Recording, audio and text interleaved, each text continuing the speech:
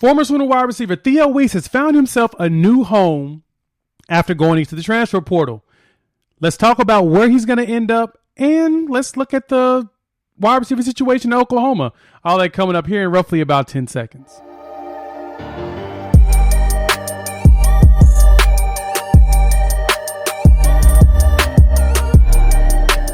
What's good, everybody? It's your boy Jay here with Unfair Sports, where we take a pensive approach to the sports conversation. Thank you for checking us out here on the YouTube channel. Please, if you're new to the channel, hit that like, subscribe, as well as the bell notification.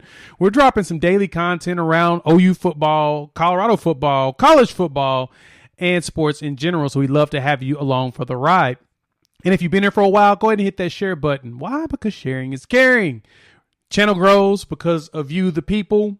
And we love having you here. We have hit over 5,000 subscribers. Thank you so much. I would have never dreamed that y'all actually want to hear my voice like that, but hopefully I'm doing something that you all enjoy. So we're going to keep this going by talking about Theo Wease, who's decided to hit the transfer portal earlier this month, and he's found a home, which is University of Missouri. It's going to be a Missouri Tiger. And so let's talk about him going there, what that means for Missouri, as well as what it means for the Sooners when it comes to their depth. So Theo has had a kind of complicated run here at Oklahoma. I guess that's probably the best way to say it. Should we say complicated? I'm going to call it complicated. So I feel like complicated is probably the nicest way to say it.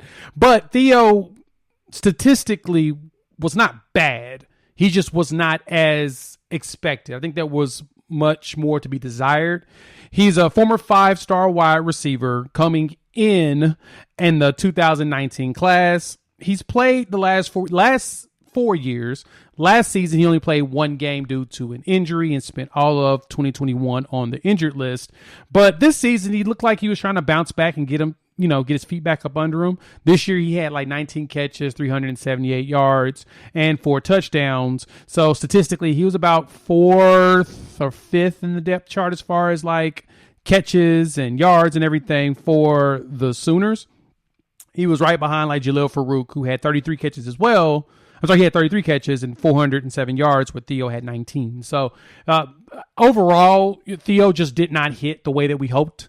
And honestly, I was kind of hoping he'd come back this year, because I think this would have been a great year for him to really bounce back. And coming off that injury in 21, you want to see the progressions, and I think he's going to make that progression. But at the same time, I believe that Theo wanted the opportunity to be the number one receiver. And right now here at Oklahoma, it's Marvin Mims. Now, Mims can leave. But the question is he? He had 1,000 yards receiving this season, and honestly, I don't think he's going to leave. And I'll talk about that in just a minute. So as far as what this means for Missouri, they're going to pick up a former 5-star who has the talent, and we've seen it with his catches deep and his ability to get open.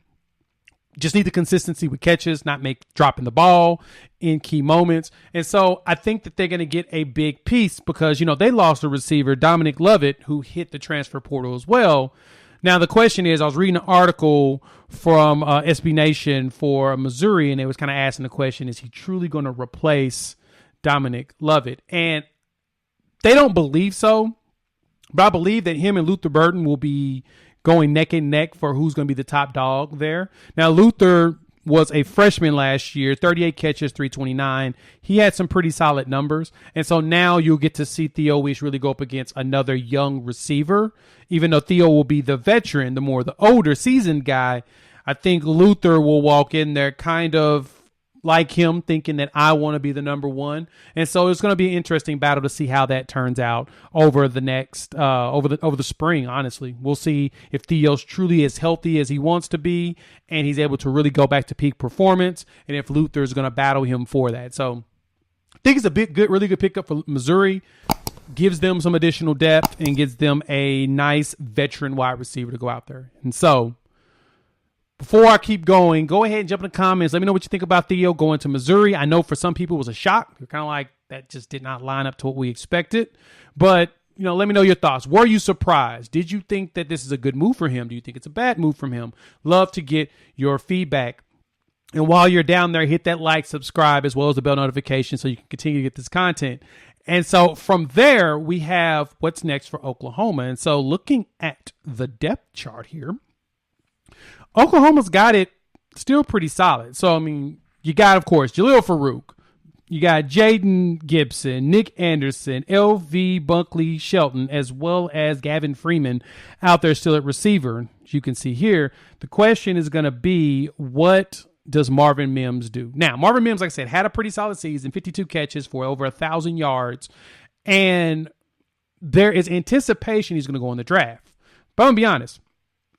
I don't think he leaves. I think he does stay. I think that he's going to come back for one more year because I believe draft-wise, he's looking like a late third, fourth, maybe fifth round pick in some of the predictions.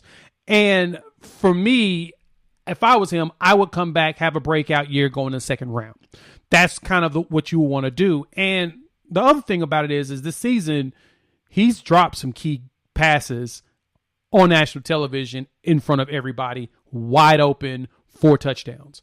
And that's something that scouts notice. They pay attention to that and say, those are some critical plays. When you get to the big leagues, you can't do that. You got to show us that you can be consistent and not drop those wide open ones. Not really the ones across the middle. So catching those wide open, deep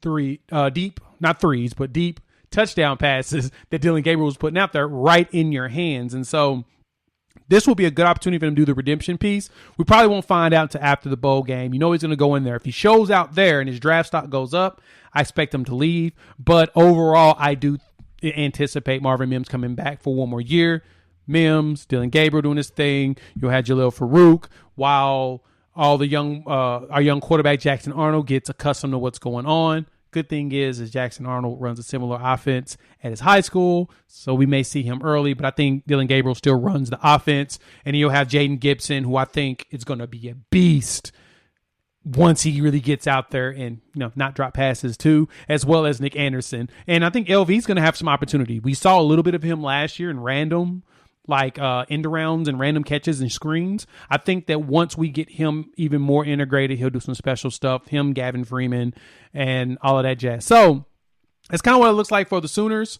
The way the team's going to shape out, I do anticipate Mims coming back, and our receiver corp with the new boys coming in as well may get a little deep. So thank y'all for tuning in as usual. Go show Theo Wease some love. Congratulate him on his new destination. Wish him well wishes. We try to be as positive as possible around here. Show him some love. It doesn't matter if he's going to stay or leave. I always show them players love because they're still young, trying to figure out their lives. So thanks for tuning in. Hit the like, subscribe button as well as the bell notification, and holler at your boy later. I'll probably have something in the next few hours, probably tomorrow. We'll see. Talk to you soon.